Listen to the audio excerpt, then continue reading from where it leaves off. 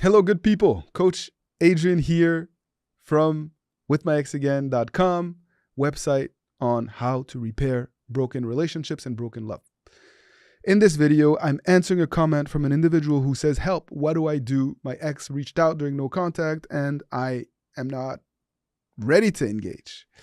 And so I wanted to provide you with some guidance on what to do when your ex breaks no contact and you don't feel like it's in your best interest to engage with them. First and foremost, make sure that you're not in a state of fear and paralysis.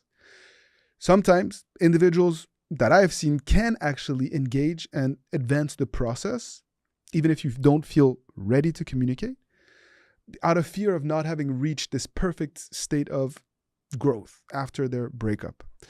And I don't want you to fall into that dynamic. Do not be afraid to communicate and to engage with your significant other.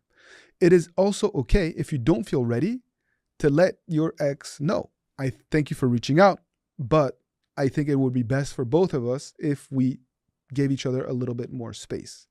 Or I simply need more time to process what has happened. I'll get back to you, when I can. It's okay as long as you're not afraid of pushing them away. That is the key.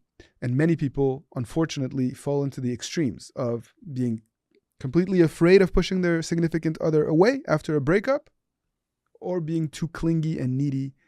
And so finding that balance is what the no contact mindset is all about. Making sure that we seize opportunity to rebuild connection, chemistry, and unity, and not getting in the way of that organic process. And so to make sure that that doesn't happen, you need to have a plan, a clear plan. You need to set goals for yourself, things that you're working on, things that you're going to do day in and day out, and ways for you to track your progress. It's important for you to reflect along the way to make sure that you don't get sidetracked. Your ex reaching out to you is a sure way to get sidetracked if you don't have a clear idea as to what it is that you are trying to achieve throughout this process of no contact. But ultimately, it's probably a good thing. Either it's a shit test and your significant other cares and is seeking validation because they care, or perhaps they've started to realize what is at stake and they're expressing the fact indirectly that they fear losing you. So it's okay for you to just also respond without trying to keep the conversation going. Don't ask a follow-up question. Don't come off as bitter. And don't be too excited to re-engage with them as well. If you're able to do this, I know from experience that good things are to come.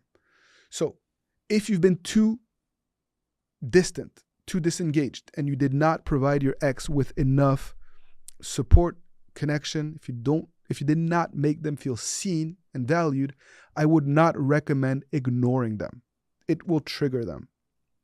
If you were too needy, if you were very anxious, if you had a hard time really accepting the breakup, it could be a power move to ignore them, to not reach out, because it will show them that something has changed, that you're valuing yourself and your need for space and time to heal.